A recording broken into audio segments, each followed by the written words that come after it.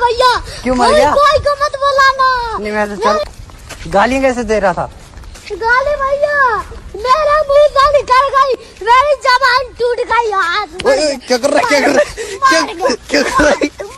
तर राम राम मित्रांनो, स्वागत आहे आपल्या डेली ब्लॉग मध्ये तुमचं. आता आलो आपण आश्रम खेड्या ऋषीदाचा डब्बा द्यासाठी. ऋषीदाचा डब्बा दिला ना, आलो आपण आश्रम खेड्याच्या मागच्या साईडले. त्याला त्याच्या पाण्याच्या मोटरचं का तेवढंच मला त्याची नाणी दिसली आंघोळ करायची. टाकावं होतं मला संडाचं मोठं, ते भरलं होतं मस्त पाण्यात. मारायच्या पोहाच्या मस्त काय मारायचं. आपले पहिले सायकल नेले ऋषीदा ना, ते घेतले ना, आलो आपण डायरेक्ट चप्पल शिवायसाठी, कारण चप्पलचा अंगठा तुटला होता आपल्या. त्या चप्पलचा अंगठा आपल्या गोपाल बनवून लगेच शिवून घेतला आणि लगेच आलो घरी. आल्यावर श्रीचं झालं होतं चित्रात कलर भरणं. श्रीले विचारलं मग मी, कशाच्या चित्रात कलर भरवले होतो? चित्र कशा सीताफळ आहे का?